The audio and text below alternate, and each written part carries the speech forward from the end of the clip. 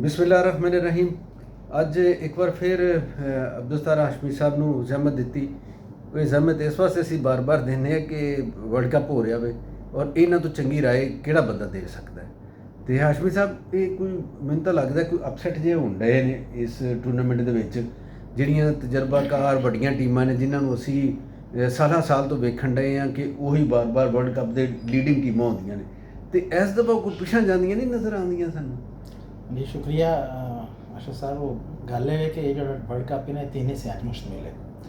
पहला हिस्सा जोड़ा है वो 17 जून तक खेलिया जाना है।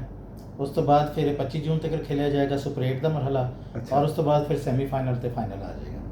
अच्छा, हुण जोड़ा पहला मरहला है वो भी दो हिस्से ने। एक जोड़ा मैच का हिस्सा है ना एक टूरनामेंट का, वो अमेरिका च ते बाकी जोड़ा वो वैस्ट इंडीज़ च। ठीक है। अमेरिका दे विच जोड़े मैच हो रहे हैं ना वो है लो स्कोरिंग मैच। बिल्कुल। और ਉਹਦੇ 'ਚ ਜਿਹੜਾ ਸਭ ਤੋਂ ਵੱਡਾ ਜਿਹੜਾ ਨੁਕਸਾਨਦੇਹ ਅਮਲ ICC ਨੇ ਕੀਤਾ ਉਹ ਇਹ ਵੇ ਕਿ ਜਿਹੜਾ ਨਸਾਓ ਸਟੇਡੀਅਮ ਦੇ ਵਿੱਚ ਇਹਨਾਂ ਨੇ ਮੈਚ ਰੱਖ ਦਿੱਤਾ।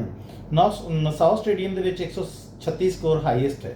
ਅੱਛਾ, ਬਾਕੀ 6 ਮੈਚਾਂ ਦੇ ਵਿੱਚ ਹਾਈਐਸਟ 136 ਹੈ ਤੇ ਸਾਰੀ ਟੀਮਾਂ ਵੱਡੀਆਂ ਦੁਨੀਆ ਦੀਆਂ ਜਿਹਦੇ 'ਚ ਪਾਕਿਸਤਾਨ ਵੀ ਸ਼ਾਮਿਲ ਹੈ, ਜਿਹਦੇ 'ਚ ਇੰਡੀਆ ਵੀ ਸ਼ਾਮਿਲ ਹੈ, ਦੂਸਰੀਆਂ ਟੀਮਾਂ ਵੀ ਸ਼ਾਮਿਲ ਨੇ। ਉਹ ਉੱਥੇ 120-100 ਦੇ ਦਰਮਿਆਨ ਜਿਹੜੇ ਸਕੋਰ ਨੇ ਨਾ ਉਹਨੂੰ ਹਾਸਲ ਕਰਨ ਵਾਸਤੇ ਸਟਰਗਲ ਕਰ ਰਹੇ ਨੇ। मतलब वो एक ऐसा स्टेडियम है जिहदी पिच ने दुनिया के बल्लेबाजां नूं हिला के रख दिता। और मज़े की गल है कि अज तो बाद उत्थे कोई मैच नहीं होना। अज तो स्टेडियम डिसमेंटल भी होना शुरू हो गया है कि उन्होंने गिरा देना, वो स्टेडियम है ही नहीं सी। और इस अमल ने जिहड़ा ना इस पूरे टूरनामेंट नूं हिला के रख दिता है। और क्यों किया गया यह नहीं पता, लेकिन इन्ना मैनूं पता है कि पाकिस्तान हिंदुस्तान के मैच इन्हां दी सब तो ज़्यादा आमदनी जिहड़ी ना ਉਹਦੇ 'ਚ ਹੋਈ ਸੀ। ਤੇ ਇਹ ਦੱਸੋ ਕਿ ਹੁਣ ਜਿਹੜੇ ਅਪਸੈਟ ਹੋ ਸਕਦੇ ਨੇ ਉਹ ਕੀ ਹੋ ਸਕਦੇ ਨੇ ਇਸ ਟੂਰਨਾਮੈਂਟ ਦੇ ਵਿੱਚ? ਅਪਸੈਟ ਤੇ ਸਾਰੇ ਜਿੰਨੇ ਵੀ ਅਪਸੈਟ ਹੀ ਹੋਏ ਨੇ ਬਹੁਤ ਸਾਰੇ, ਲੇਕਿਨ ਜਿਹੜਾ ਵੱਡਾ ਅਪਸੈਟ ਰਾਤੀ ਹੋਇਆ ਨਾ ਉਹ ਇਹ ਕਿ ਨਿਊਜ਼ੀਲੈਂਡ ਟੂਰਨਾਮੈਂਟ ਤੋਂ ਬਾਹਰ ਹੋ ਗਈ ਹੈ। ਵੈਸਟ ਇੰਡੀਜ਼ ਨੇ ਨਿਊਜ਼ੀਲੈਂਡ ਨੂੰ ਹਰਾ ਦਿੱਤਾ ਔਰ ਨਿਊਜ਼ੀਲੈਂਡ ਜਿਹੜੀ ਏਡੀ ਵੱਡੀ ਟੀਮ ਸੀ ਉਹ ਬਾਹਰ ਚਲੀ ਗਈ। ਲੇਕਿਨ ਉਹਦੀ ਇੱਕ ਵਜ੍ਹਾ ਹੈ, ਉਹਦੀ ਵਜ੍ਹਾ ਇਹ ਹੈ ਕਿ ਨਿਊਜ਼ੀਲੈਂਡ ਦੀ ਜਿਹੜੀ ਟੀਮ ਸੀ ਨਾ ਆਫਰ ਗਈ ਸੀ। ਅੱਛਾ। ਥੋੜੀ ਇਹਨਾਂ ਨੇ ਕੀ ਕੀਤਾ, ਪਾਕਿਸਤਾਨ ਆਪਣੀ ਸੀ ਟੀਮ ਆਪਣੀ ਔਕਾਤ ਤੋਂ ਬਾਹਰ ਹੋ ਗਈ, ਆਪਣੀ ਔਕਾਤ ਤੋਂ ਬਾਹਰ ਹੋ ਗਈ, ਆਪਣੀ ਸੀ ਟੀਮ ਭੇਜ ਦਿੱਤੀ ਇੱਥੇ ਪਾਕਿਸਤਾਨ ਤੇ ਆਪ IPL ਖੇਲਣ ਲੱਗ ਪਏ।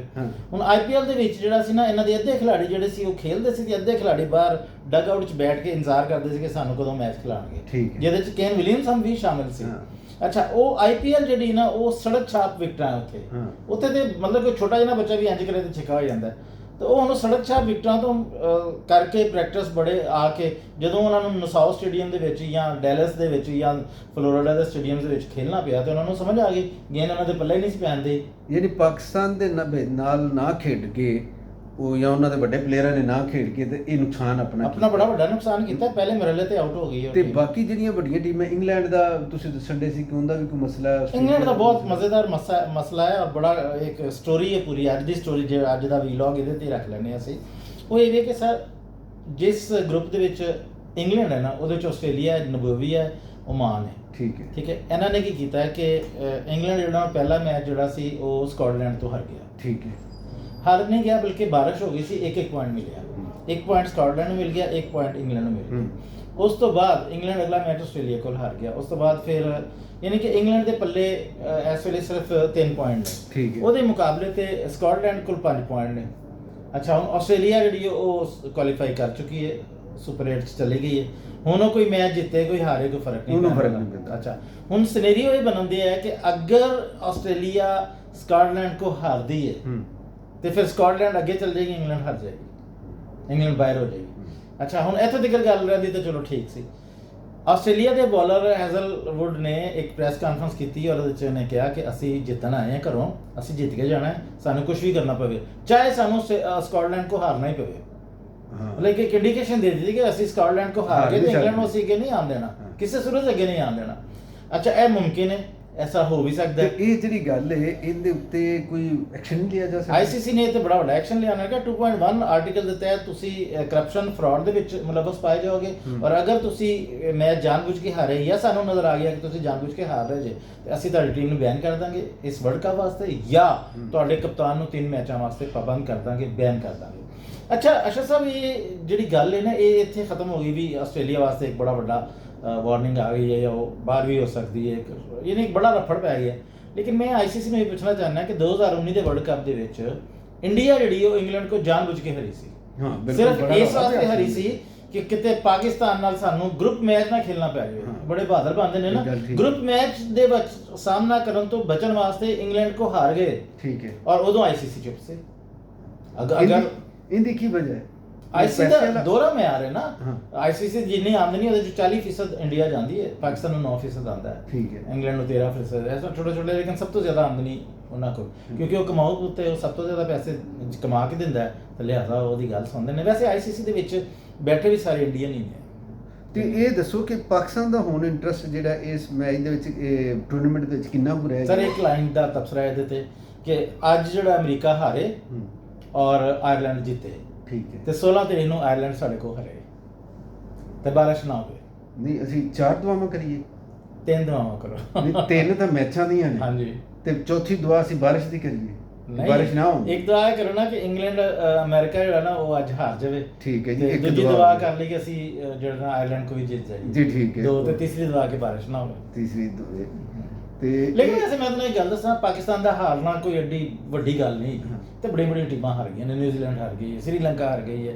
ਅੱਛਾ ਸ੍ਰੀਲੰਕਾ ਵੀ ਅਸੀਂ ਰਹਿ ਗਈ ਗੱਲ, ਉਹ ਵੀ ਬਾਹਰ ਹੋ ਗਈ। ਉਹ ਵੀ ਬਾਹਰ ਹੋ ਗਈ। ਔਰ ਇੰਗਲੈਂਡ ਜਿਹੜਾ ਉਹ ਚਾਂਸ ਤੇ, ਜਿਸ ਤਰ੍ਹਾਂ ਪਾਕਿਸਤਾਨ ਚਾਂਸ ਤੇ, ਇੰਗਲੈਂਡ ਵੀ ਚਾਂਸ ਤੇ। ਅੱਛਾ ਹਾਸ਼ਮੀ ਸਾਹਿਬ ਮੈਨੂੰ ਇਹ ਦੱਸੋ ਕਿ 2 ਟੀਮਾਂ ਤਾਂ ਵੱਡੀਆਂ ਜਿਹੜੀਆਂ ਨੇ ਬਾਹਰ ਹੋ ਗਈਆਂ ਨੇ। ਹਾਂਜੀ। ਇੱਕ ਸ੍ਰੀਲੰਕਾ ਤੇ ਇੱਕ ਨਿਊਜ਼ੀਲੈਂਡ। ਹਾਂਜੀ।